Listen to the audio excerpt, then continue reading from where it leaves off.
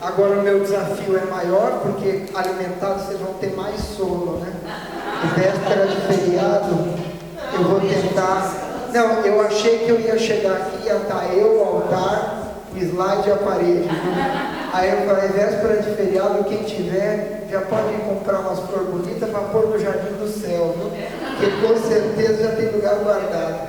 Bom, moçadinha, hoje nós vamos falar então, como eu posso dizer, é o recheio do bolo, é a parte mais nobre, vamos dizer assim, é a parte mais gostosa, é o doce de leite do muffin, né? Que é os evangelhos. Né? O evangelho, ele é a narração da comunidade de fé do evento salvífico de Jesus. Então, os evangelhos, eles lançam sobre toda a escritura uma grande luz. Os evangelhos são para as escrituras o seu referencial, ao mesmo tempo em que as escrituras são o ponto de partida do evangelho. Antigo e Novo Testamento se iluminam mutuamente. O que eu quero dizer? Você não consegue entender o Novo Testamento sem você ter uma boa base no Antigo, e você não consegue separar o joio do trigo, você não consegue purificar a tua interpretação do Antigo sem o Novo. Isso, evidentemente, dentro de uma perspectiva cristã. Muito bem.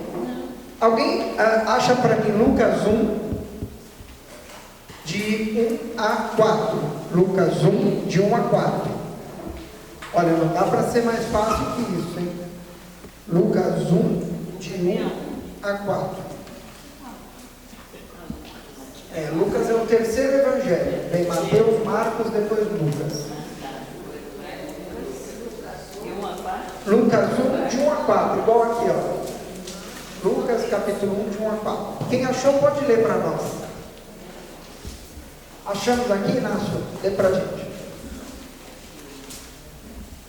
Muitos tentaram escrever a história dos fatos ocorridos entre nós, assim como nos transmitiram aqueles que, desde o início, foram testemunhas oculares e depois se tornaram ministros da palavra.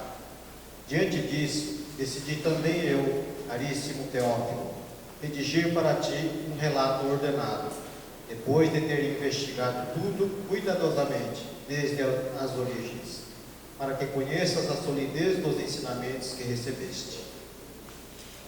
Posso pegar sua mão? Então eu quero destacar, o evangelista Lucas, ele começa com um versículo muito simbólico. Muitos tentaram escrever a história dos fatos ocorridos.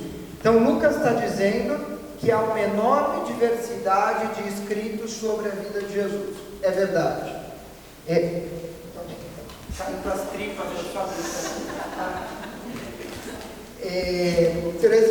assim como nos transmitiram aqueles que foram testemunhas oculares e depois se tornaram ministros da palavra. Então Lucas está dizendo, olha, eu fui buscar as minhas referências dentro daqueles que foram testemunhas oculares do que estava acontecendo. Quando Lucas faz isso, ele reveste o seu texto de uma característica, e agora eu vou puxar a memória de vocês, em uma característica de canonicidade, que é a apostolicidade. Lembram disso que eu falei? Que uma dos critérios para um livro entrar no cânon, ou seja, entrar na Bíblia, principalmente do Segundo Testamento, é o quanto esse texto é próximo do testemunho dos apóstolos. Está claro? Então Lucas está deixando claro que existem números, ele está deixando claro que ele vai se alimentar de fontes naqueles que viram Jesus, e está deixando claro que ele vai investigar minuciosamente desde as origens. Está claro? Por que isso é importante, moçada? Para nós entendermos o que é o Evangelho. Então isso também é uma coisa legal. Dá a impressão de que o evangelista está escrevendo para um brother que chama Teófilo, né? Então, tipo, um cara lá, o senhor Teófilo. E não é exatamente Teófilo, né? A palavra Teófilo vem de Theos, que é uma palavra grega para Deus, e Lucas é um autor grego. Nós precisamos entender primeiro o que são os evangelhos. Nós precisamos entender o que Lucas quis dizer quando ele fala que escreve para um Teófilo. Então, Teo é Deus, Filos é proximidade, apego. Então, Teófilo, ele está dizendo para alguém que ama Deus, para alguém que tem amizade com Deus. Então, esse Teófilo, era uma palavra atrás da qual estamos todos nós. Então, ele escreve para um Teófilo. Então, ele escreve para nós. Tá certo? Está escrevendo para alguém que quer saber de Deus, que quer ser amigo de Deus. Muito bem. Agora, pessoal, o que é o Evangelho, né? O Evangelho, ele vai contar uma boa notícia. A palavra Evangelho vem de Evangelion, significa boa notícia, boa nova. Então, o Evangelho, ele quer contar a vocês, a nós, uma boa notícia. E aí eu tenho inúmeros evangelhos que vão contar de diversas formas diferentes a grande boa notícia de Deus, que é a vida, o nascimento, vida, morte e ressurreição de nosso Senhor Jesus Cristo. Ok? De todos os inúmeros evangelhos que foram escritos, a igreja conservou na sua memória e no seu cânon 4 deles: Marcos, que é o mais antigo, Mateus, Lucas e João, que é o mais moderno. Esses contos, esses escritos, o que eles são? Eles são um evento único na literatura. Por quê? Porque eles misturam história e eles misturam fé. Então, sempre nós somos acusados do seguinte: a história de Jesus é contada por pessoas que acreditavam em Jesus. Então, ela é uma história parcial. Vocês vão ouvir falar isso, tá? Então, assim, o Evangelho, ele não pode ser levado a sério enquanto documento histórico, porque ele olha Jesus sob um olhar parcial. Messiânico. Não sempre messiânico, mas assim, as pessoas que escreveram o Evangelho acreditavam em Jesus. Então, nós somos criticados por ler textos de pessoas que acreditavam em Jesus. Tá certo? Mas a minha contrapartida para isso é: existe algum relato que seja imparcial? Existe algum relato imparcial? Não existe. Felipe, um documentário. Vamos imaginar um documentário da vida de Jesus? Vamos imaginar que nós estamos na época de Jesus e eu tenho uma câmera para filmar, tá bom? E uma equipe que acompanha Jesus a vida dele inteira por 33 anos. Ok? Então, no final dessa trajetória, eu tenho uma pilha de DVDs com 33 anos de história da vida de alguém. Quem consegue assistir esse filme? Dá para assistir esse filme? Sim ou não? Não, 33 anos de filme, de DVD, ninguém aguenta. Minha esposa assistiu comigo O Senhor dos Anéis 3 horas dormindo. Imagina se fosse... Não, pelo amor de Deus, né? Eu atualmente 1h30 de filme já fui, né? E agora o que é interessante, né? Como é que eu vou fazer um documentário então com essa pilha de 33 anos de história de Jesus? Então eu vou ter que pegar um diretor e ele vai fazer uma edição. Agora, concorda que com esses 33 anos de história, ele pode fazer uma edição só das cenas românticas, ou só das cenas violentas, ou só das cenas educacionais? A edição que o diretor faz para construir o documentário é sempre parcial. Então, não existe nenhum relato histórico imparcial. Os relatos históricos são sempre tomados a partir da perspectiva de quem vê. E o mais importante, nós que lemos os evangelhos, nós somos o quê? Crentes, não é isso? Nós acreditamos. Ai, Felipe, eu não sou crente, eu sou católica. Não. Crente, né? No sentido de acreditar. Ai, achei que ia deixar para coisa. Não. Então, assim, nós acreditamos, né, em Jesus. Então, quando eu digo que nós somos crentes, de que me vale um relato que não é escrito por outro crente? Porque para mim, o fato de Lucas acreditar em Jesus, eu não vejo nenhum problema, porque eu acredito também. Entende? Então o Evangelho ele é um relato parcial da história de Jesus visto a partir da perspectiva da fé. Então é uma coisa sui generis na literatura. As pessoas que escrevem Jesus não contam uma história descolada da realidade, não, contam fatos que aconteceram na Palestina há cerca de 2000 anos atrás, mas contam esses fatos a partir da perspectiva da óptica da fé, e não há nada de errado nisso. Está claro? Tudo bem?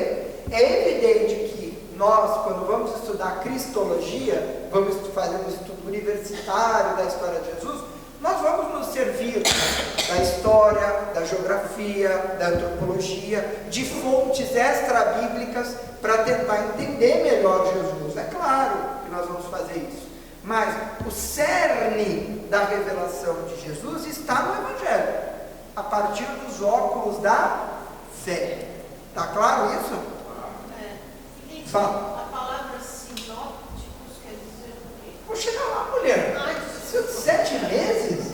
Eu chego lá, segura aí. Está tirando o fim da novela? Calma, eu chego lá. Então é o seguinte. E como é que Lucas vai dizer que chegou no ouvido dele para escrever? Testemunhas oculares, viraram ministros da palavra, e aí essas palavras começam a ser postas por escrito. O primeiro relato que nós vamos encontrar canônico é o Evangelho de Marcos, é o livro mais antigo, o Evangelho mais antigo. O livro mais antigo do Segundo Testamento é a primeira carta aos Tessalonicenses de Paulo, que data de 66 depois de Cristo. O Evangelho de Marcos é algo por volta de 80 depois de Cristo, tá? Marcos, então, escreve um Evangelho a partir da perspectiva seguinte: quem é Jesus Cristo? É para isso que serve o Evangelho de Marcos, tá? Então Marcos narra uma história, um começo, meio e fim, cujo objetivo é dizer quem é Jesus Cristo. Muito bem. Existem outras fontes? Existem outras fontes. Existe uma fonte de relatos sobre milagres de Jesus, sobre ensinamentos de Jesus, chamada fonte Quelli. Nossa, Felipe, minha Bíblia não tem esse livro. Não tem, porque a fonte Quelli não é um texto canônico, mas ela é um conjunto de escritos sobre a pregação de Jesus, são papéis avulsos que contam o ensinamento de Jesus, que foram usados nas redações dos evangelhos. Então os evangelistas, quando sentam para escrever, o que eles fazem é uma edição de relatos orais que eles escutam, de relatos escritos que foram anotados por testemunhas oculares, como a fonte Quelli, e eles compõem um livro, ok? Essa composição, turma, nem sempre é feita por um único cara. Então eu quero dizer, por exemplo, o Evangelho de Marcos, embora a gente dê autoria a Marcos, que talvez fosse um colaborador do ministério de Pedro, muito provavelmente não foi todo o Evangelho de Marcos escrito por um cara só. Eu prefiro dizer, e isso é uma tendência na teologia, de nós falarmos de uma comunidade. Então a comunidade de Marcos, comunidade de Lucas, comunidade de Mateus. Esses textos são amadurecidos, vivenciados e editados dentro da realidade de uma comunidade. Está claro isso? Felipe, como que você sabe disso? Eu sei disso porque quando a gente vai estudar os padres da igreja, vai estudar um período da igreja chamado patrística, você vai ver que, dependendo da região onde nasce cada evangelho, existe um texto próprio no qual esses padres se apoiam. Então, mostrando que as comunidades, provavelmente, no primórdio, não tinham acesso aos 4 evangelhos, né? Então, a região onde Lucas e a sua comunidade pregou, ali circulava o evangelho de Lucas.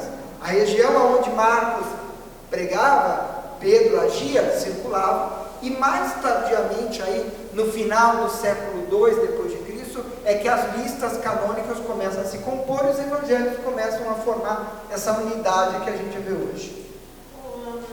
São Paulo, Sim. ele veio depois, ele não fazia parte dos apóstolos. Não. Né? Todos os apóstolos aceitaram que São Paulo também se chamasse Paulo? Que aceitaram nada, que iam pegar Paulo de porrada, né? Não aceitaram com facilidade. Tanto que nós vamos ler no Atos dos Apóstolos que Paulo terá divergências com os apóstolos, né? De tal maneira que ele vai dizer assim, o próprio Paulo vai dizer, eu sou um aborto, né? Eu sou um nascido tardio, né? Mas ele vai dizer, isso em nada diminui meu ministério. Então Paulo, de certa maneira, sofreu o fato de não ter sido uma testemunha ocular de Jesus. Por outro lado, de alguma forma Jesus escolheu Paulo para uma missão muito diferente, né? Paulo ele vai falar a linguagem dos gentios. Paulo vai ser o grande representante, nós vamos estudar Paulo lá para frente, da evangelização do mundo não judeu, mas a gente chega lá. Muito bem, então o que eu quero dizer é o seguinte, os evangelhos eles vão se alimentar de fontes, e aqui eu vou mostrar para vocês a origem dos evangelhos. Olha, a pregação apostólica, ou seja, aquilo que falavam os apóstolos que viveram com Jesus, junto com tradições diversas, ou seja, diversos escritos, compuseram a base dos evangelhos. Marcos, que é o texto mais antigo, e a tal da fonte Quelli, que é um documento que coleciona essa pregação apostólica, tá? Desse depósito da fé, existem coisas que foram captadas só por Mateus, e existem coisas que foram captadas só por Lucas, ok? Ou seja, coisas que eu só lerei no Evangelho de Lucas, e existem coisas que eu só lerei no Evangelho de Mateus.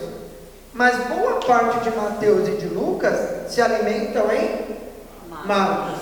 E também boa parte de Mateus e Lucas se alimentam na fonte que, ou fonte Quelli. Como a palavra Quelli no alemão é com que, ficou fonte que, para facilitar. Então, aquilo que tiver em Lucas e Mateus e não aparecer em Marcos, deve ser de uma fonte dos dois, que é a tal da fonte que. Aquilo que aparece nos três, provavelmente estava em Marcos, que é o evangelho mais antigo, ok? E existem coisas que estão só em Mateus e coisas que estão só em Lucas. Por exemplo, o anúncio do nascimento de Jesus a Maria está só em Lucas.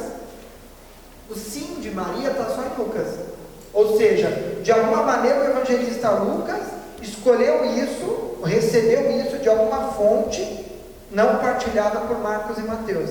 Ok? E por que eu digo que são Lucas, Mateus e Marcos são evangelhos sinópticos? A palavra sim é juntos, conjuntamente. Ópticos é de olho, de visão. Então eles têm uma mesma visão, uma visão próxima, uma visão associada. Então, esses três evangelhos partilham de uma mesma estrutura, partilham de mesmas fontes. Então, eles rodam ao redor de mesmos eixos temáticos, entende? Que é grosseiramente diferente do evangelho de João. Então, por exemplo, todos os evangelhos começam contando, quer dizer, começam aqueles que têm a infância de Jesus, contam um pouquinho da infância, depois contam a pregação de Jesus na Galileia, a ida até Jerusalém, morte, ressurreição, tal. Conta uma história. Marcos, Lucas e Mateus contam uma história. Tem uma preocupação cronológica, geográfica. João, zero. Como é que começa o evangelho de João? Dizendo que a palavra se fez carne, é mais ou menos isso. O evangelho de João começa assim: no princípio era o verbo, e o verbo estava com Deus. Ele não está nem aí com a geografia da Palestina, se Jesus nasceu em Belém, ele está zero preocupado com isso. E depois já mostra Jesus já próximo do seu primeiro sinal, Jesus em Caná. Então, o evangelho de João é um evangelho com uma estrutura diferente, por isso é estudado de forma distinta. Marcos, Mateus e Lucas são evangelhos sinópticos, partilham de uma mesma estrutura e partilham de mesmas fontes, mas são evangelhos também diferentes entre si, tá claro? Lucas é mais romanceado, não é? Vou chegar lá. Eu leio assim. Vou chegar lá.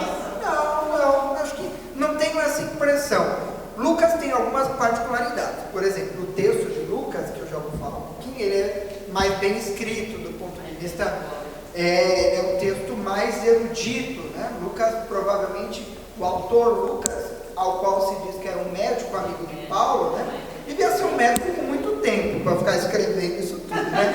Mas naquela época, médico era outra coisa, né? Mas é muito diferente do livro de Marcos, né? O livro de Marcos é um livro mais seco. Nesse sentido, eu estou em consonância com você. O livro de Marcos, então, é o primeiro. Marcos é dito que é um amigo de Pedro. Ele fazia provavelmente parte ali da comunidade petrina, era um colaborador de Pedro. Ele é escrito em grego, como todos os evangelhos, em um grego bem popular, tá? Nós fomos, nós voltemos, era um linguajar do povo, não era um texto para pessoas eruditas, tá? Ele foi escrito, provavelmente, não se sabe muito bem em qual local, se foi em Roma ou na própria Palestina, e o tema dele, na verdade, o que é? É dizer quem é Jesus. A preocupação do Evangelho de Marcos é dizer quem é Jesus. Então, é o que eu falo sempre, se você vai começar a estudar o cristianismo, você tem que começar pelo Evangelho de Marcos, porque a preocupação do evangelista Marcos é dizer quem é Jesus. E é muito interessante, porque Marcos vai contando uma história que só se desvela ao final. Vamos abrir o Evangelho de Marcos. Eu vou pegar uma Bíblia emprestada. Posso pegar a sua, Dolores?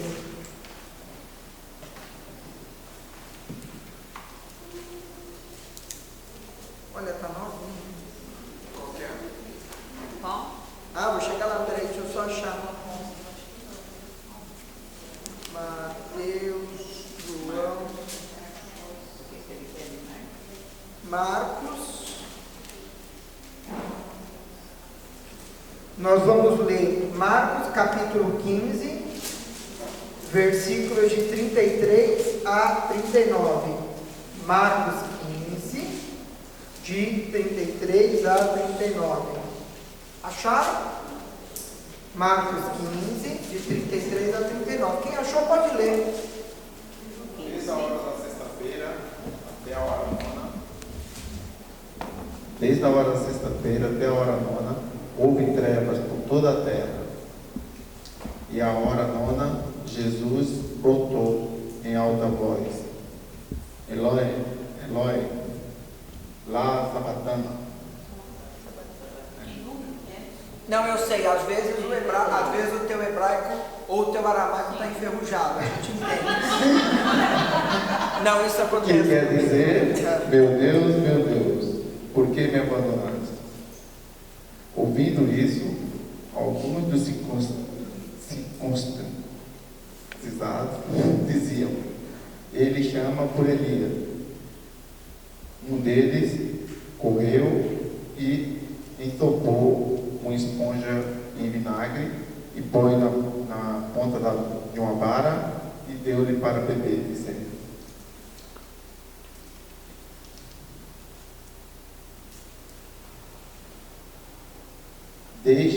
vejamos se Elias vem tirá-lo.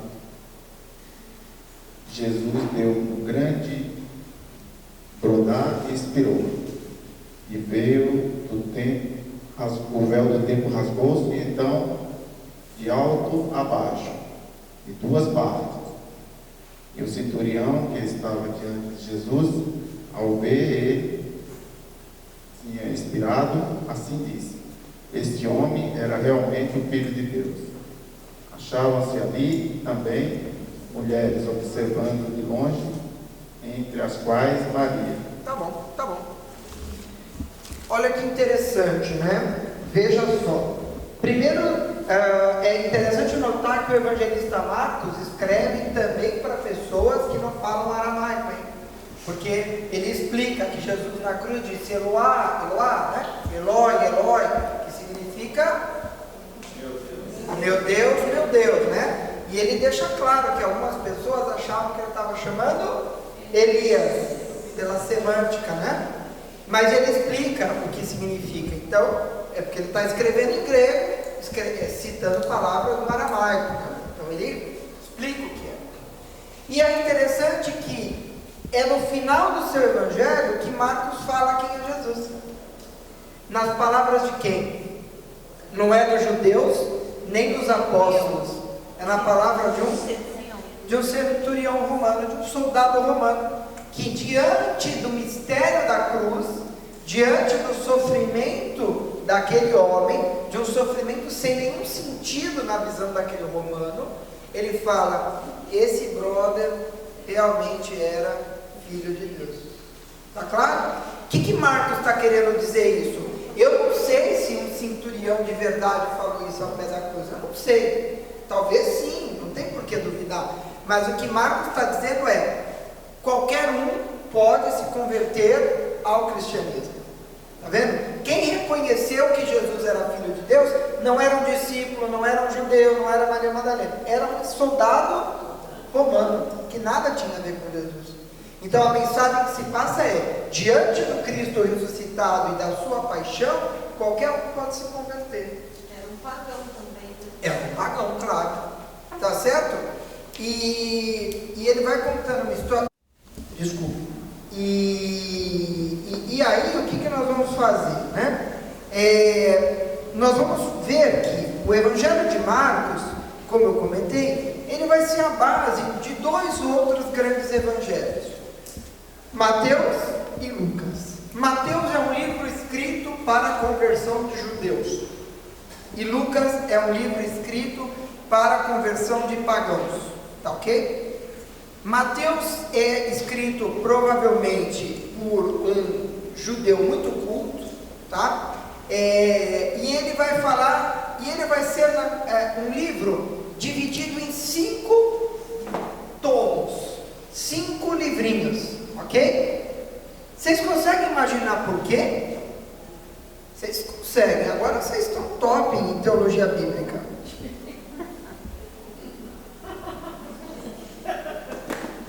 Por quê? Qual é o conjunto de livros mais importante para os judeus? A Torá, também chamada de Pentateuco, que tem quantos livros? 5. Então, se Mateus escreverá para converter judeus, a boa notícia que ele vai contar também deverá estar organizada tal como a Torá, portanto em 5 livros. Então, quando vocês lerem o Evangelho de Mateus, eu tenho certeza que lerão, vocês vão ver que ele é formado por 5 livros. Cada livro tem um discurso e tem um ato, um milagre e um discurso. Um milagre ou um sinal, melhor do que milagre é sinal. Um sinal e um discurso. Um sinal e um discurso, um sinal, um discurso, sinal, discurso, sinal, discurso. E no final, esse discurso se continua no epílogo, aí contando a morte e ressurreição de Jesus. Está claro? É um livro muito didático, Mateus. É um livro que depois peguem a Bíblia e folheiem ele. Você vai ver essa organização do livro. É um livro que fala, no seu começo, da origem de Jesus, a partir de um tipo de escrita que vocês já conhecem. Vamos pegar o Evangelho de Mateus, o comecinho? Abram o Evangelho de Mateus, no capítulo 1.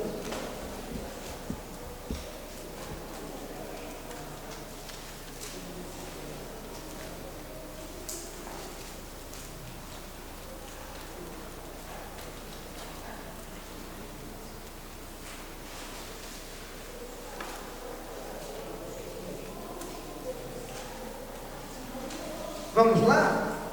Deixa eu roubar a Bíblia de alguém aqui. Deixa eu pegar a do Inácio. Ó, vamos ler o capítulo 1. Alguém lê para mim? Só pode ir começando. Não vamos ler tudo. Começa o capítulo 1. Vamos lá.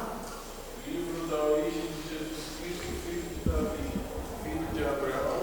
Abraão foi o pai de Isaac. Isaac foi o pai de Jacó. Jacó foi o pai de Judá e seus irmãos. Olha lá. E aí vai, continua. Com Tamar, Judá foi o pai de Fares e Zara. E aí vai com nomes super comuns, né? Nomes habituais do nosso dia a dia. Para quem? Aí quem vai ter um netinho, quem vai ter um filhinho, quiser escolher um nome, começa aí, leva a Bíblia falando, escolhe aqui uma lista boa de nomes, né? Mas o que são esses nomes? Ora, nós falávamos que para a casta sacerdotal judaica, lembra que eles construíam aquelas genealogias?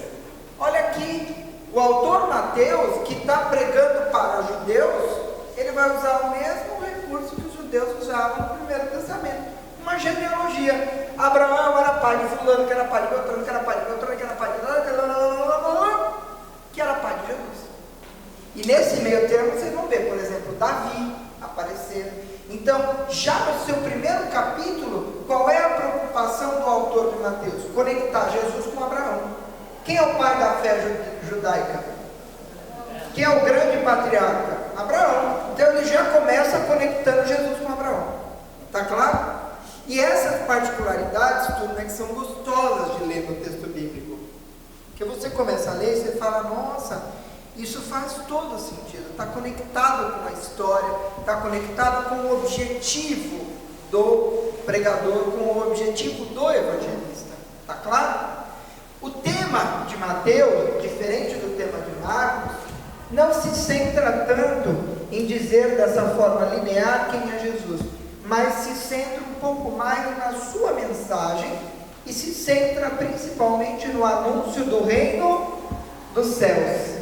Em Mateus, que nós vamos encontrar o grande sermão da montanha, né? O grande sermão da montanha está lá em Mateus. Bem-aventurados os de coração puro, bem-aventurados os mansos, bem-aventurados lá. Esse texto vocês já leram muitas vezes. E veja que o autor Mateus fala o reino dos céus. Ele não fala o reino de Deus. Por que ele não fala o reino de Deus? O povo para o qual ele escreve está acostumado com a palavra Deus? Não.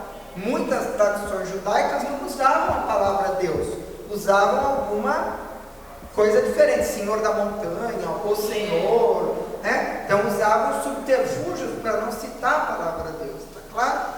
Então é nesse sentido que a gente vê que Mateus tem uma preocupação em falar, portanto, de um reino dos céus, né? A usar de vez em quando alguns escapes para não usar a expressão Javé, que era uma expressão inadequada para o público que ele queria atingir.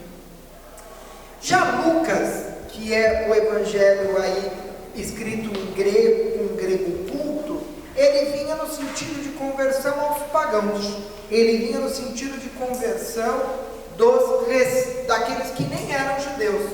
Porque veja, do ponto de vista de conversão, aonde nasce o cristianismo? Quem são os primeiros convertidos ao cristianismo?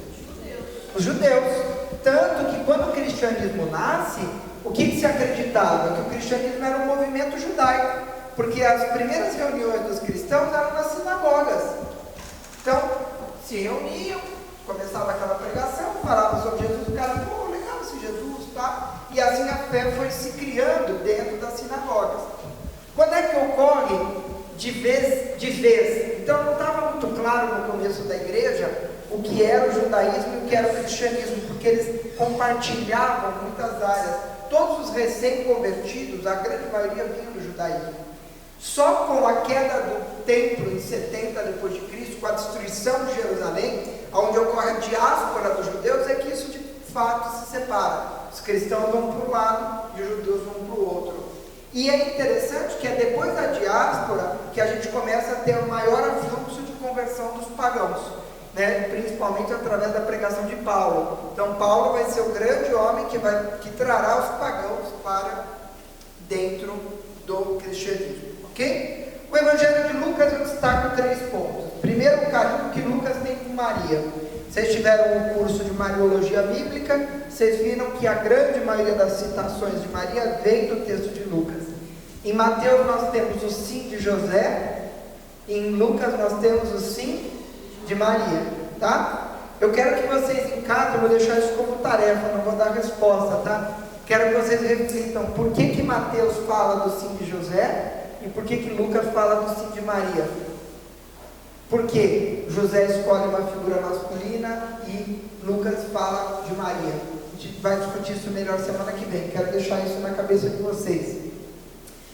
Que mais que eu falo de Lucas? O texto de Lucas ele é estruturado como uma grande viagem de Jesus saindo da Galileia, indo em direção a Jerusalém, e progressivamente ao longo dessa grande viagem vai se revelando até na sua Páscoa, na sua ressurreição, se mostrar definitivamente como ressuscitado. E para mim o que é o coração do texto de Lucas é a misericórdia. Então, no ano passado foi o ano litúrgico C, no qual lemos prioritariamente o Evangelho de Lucas, e o grande tema que o Papa Francisco nos propôs foi a misericórdia, e não foi à toa, porque o núcleo, o coração do Evangelho de Lucas é baseado em 3 parábolas que são próprias, que são na verdade uma fonte pessoal, uma fonte particular de Lucas, né? Aqui, essa fonte, que é, quais são as 3 parábolas da misericórdia? Um de cada vez.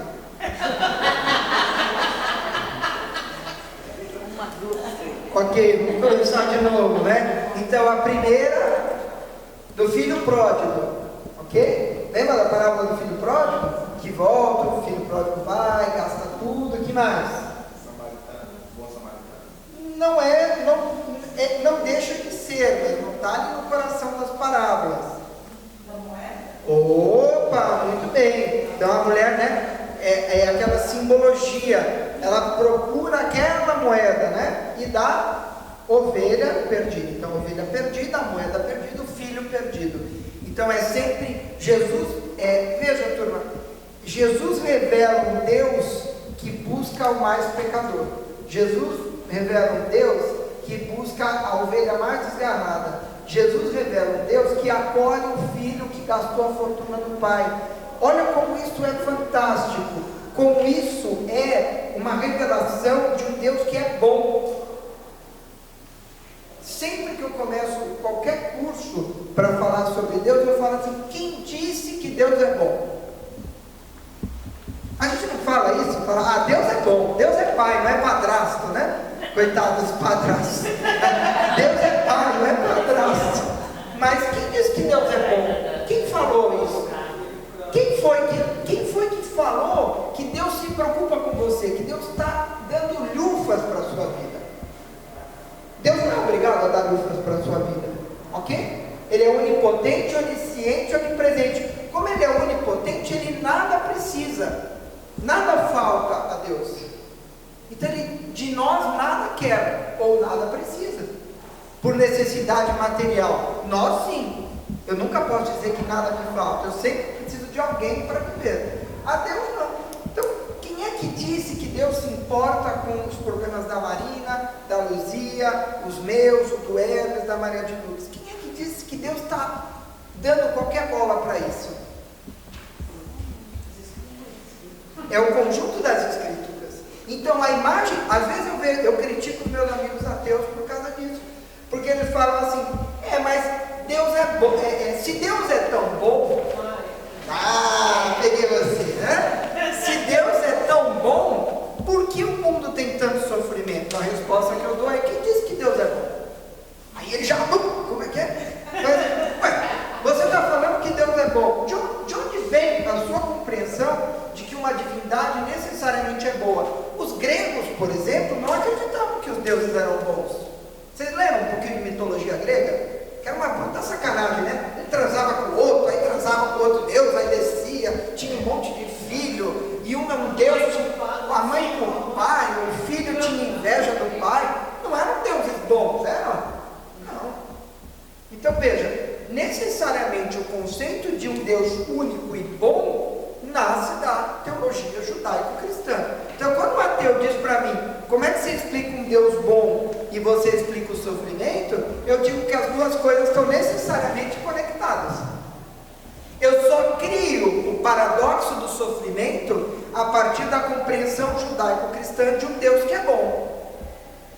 Vou repetir.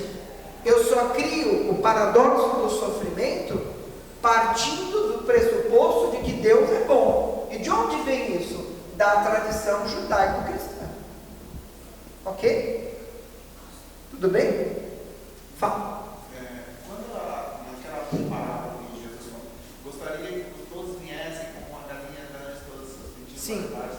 como se explica então nesse caso, se não era bom, por que Deus daria? Não, eu não estou dizendo que ele não era bom, estou falando que ele é bom. Eu estou te dizendo que quem diz isso é Jesus. Essa forma já deixa bem claro, né? Não, deixa claro, mas deixa claro para quem? Para você que leu o Evangelho, para quem para quem acredita que Jesus é a revelação de Deus, entende?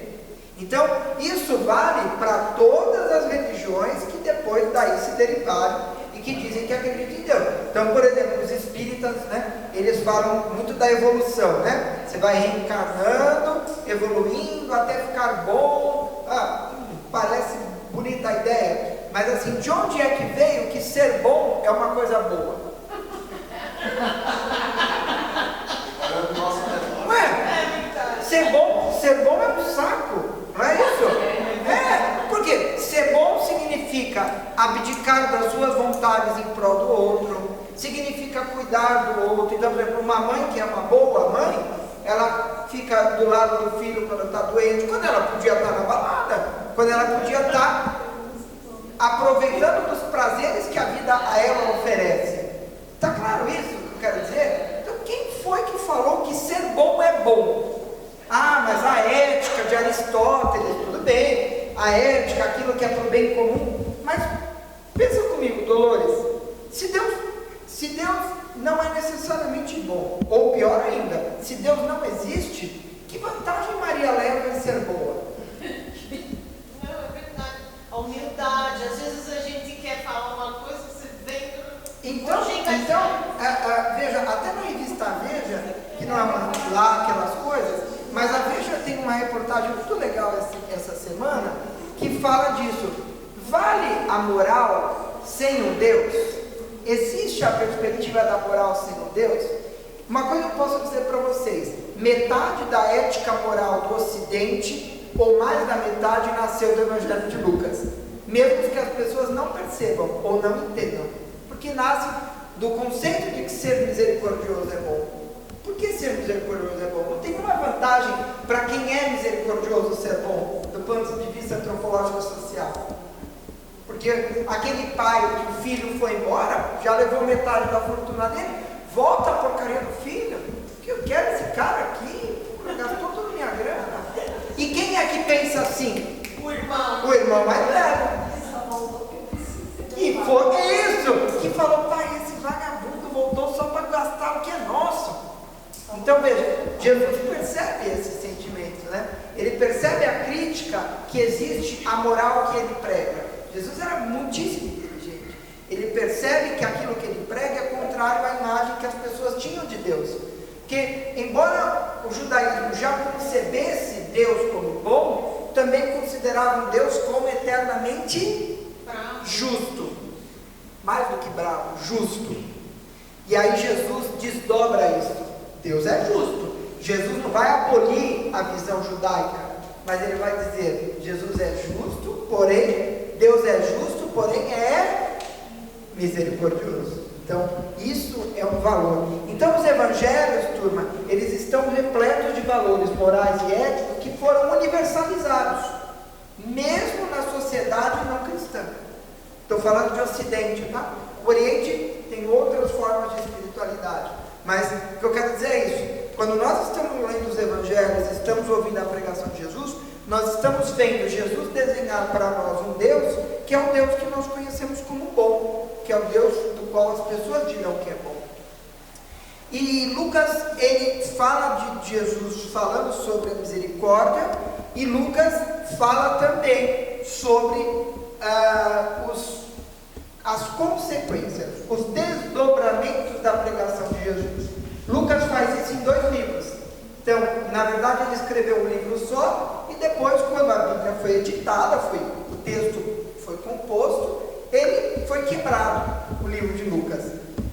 Aquilo que narra os fatos até a Páscoa e ressurreição ficaram no Evangelho, e aquilo que narra a ação da igreja após Pentecostes ficou em Atos dos Apóstolos. Então, Atos dos Apóstolos continua falando sob o olhar de Lucas sobre a revelação de Jesus após a sua ascensão aos céus.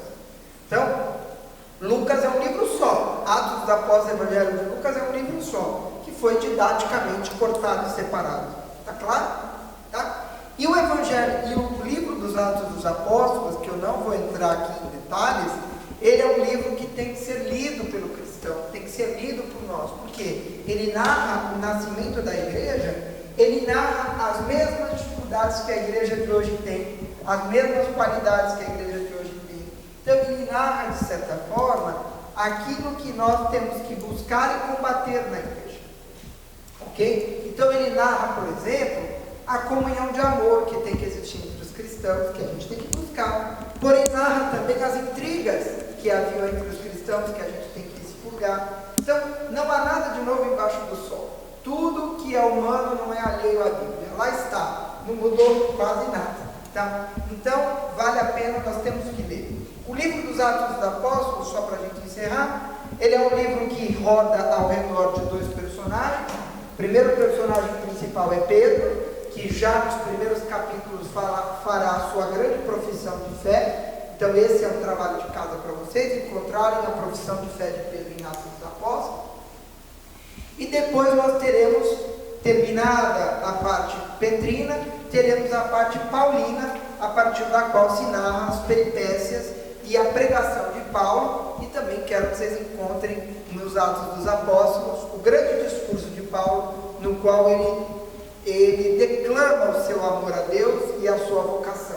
Esses dois textos, ao meu ver, são o coração do Atos dos Apóstolos, junto com Pentecostes. Então nós temos Pentecostes, que é o nascimento da igreja a partir do Espírito. Nós temos a profissão de fé de Pedro e temos depois o discurso de Paulo, tá? No Concílio de Jerusalém. É o coração do livro de Atos dos Apóstolos. Tá claro? Teve um teórico que recomendando que as pessoas estão lendo Lucas todo, depois Atos dos Apóstolos todo, e passavam a dizer o que é cristianismo. Lucas e Atos têm que ser lidos no contínuo, né? É o mesmo livro, tá? Por isso que eu coloco junto, quando eu classifico Evangelhos sinópticos e Atos dos Apóstolos, pensando que Atos é, na verdade, uma continuidade do livro de Lucas. E uma coisa que é interessante de comentar, pessoal, é que nós veremos em João, semana que vem, uma outra visão de Jesus, tá? Marcos, Lucas e João, Marcos, Lucas e Mateus falam de Jesus na perspectiva terrena para cima. Eles têm uma teologia que a gente chama de uma teologia ascendente. Então, uma cristologia ascendente. Então, eles partem do Jesus Galileu para ir para o Jesus celeste, ok? Tanto que a história começa do nascimento da Virgem, batismo no Jordão. O Evangelho de João é aos contrários. No princípio era o Verbo, e o Verbo fez-se. Então ele faz um caminho ao contrário. E nós vamos estudar, eu estou só adiantando um pouquinho João, vocês vão ver como Jesus fala de si próprio no livro de João, já com outras palavras, né?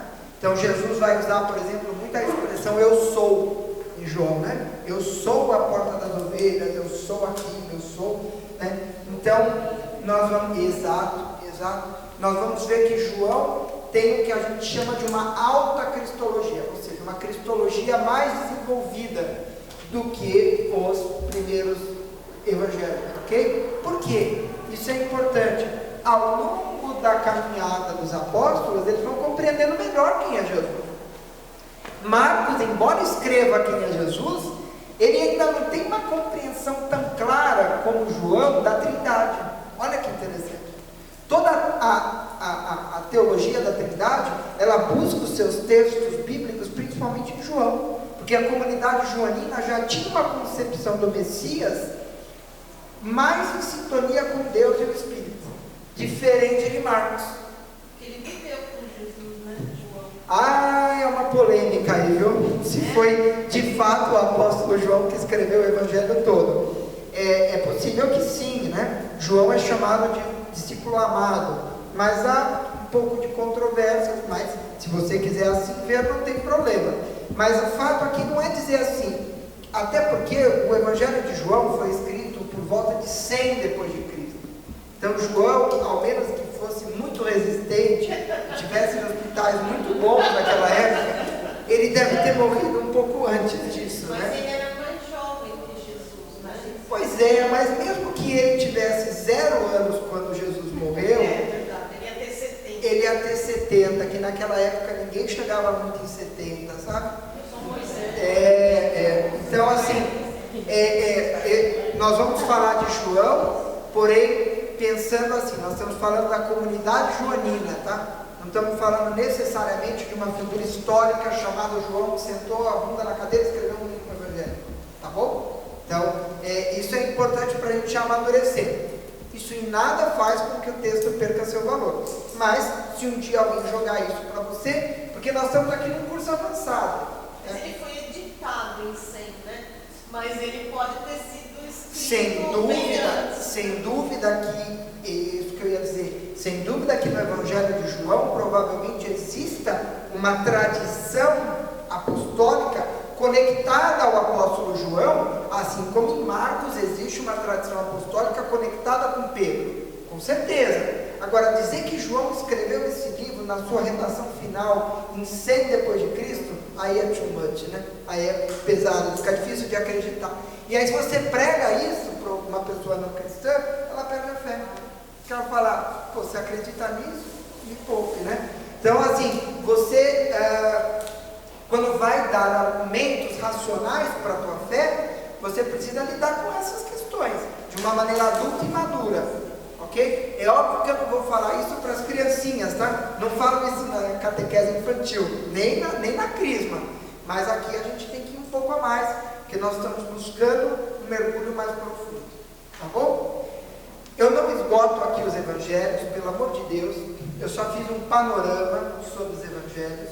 Nós teremos esse ano, a Fezinha, acho que depois passa o calendário para vocês, já passou, nós vamos ter o Evangelho de Mateus dissecado, rasgado, publicado, explorado. Nós vamos mergulhar no Evangelho de Mateus, tá? Aí nós vamos poder falar de cada detalhe de Mateus, aproveitar, tá? Degustar com vontade o texto, tá bom? Mas aqui é só para deixar vocês com vontade, tá bom? Semana que vem, escritos joaninos, vamos rezar.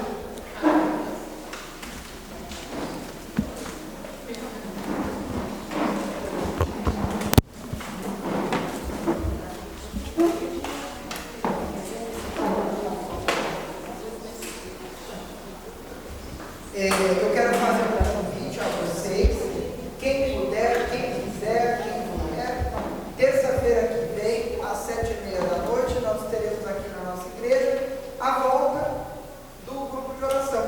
Então, o bom e velho grupo de oração, que é um espaço onde a gente vai alimentar mais o nosso coração. Aqui a gente vem alimentar mais a nossa cabeça, né? A gente reza também, mas a gente vai alimentar bem a cabecinha. Então, é um grupo bem gostoso, tem uma equipe bem bacana trabalhando. Quem puder, estiver de boa, sair do trabalho, dar um aqui vai ser curto, 7h30 às 8h30 na terça, tá?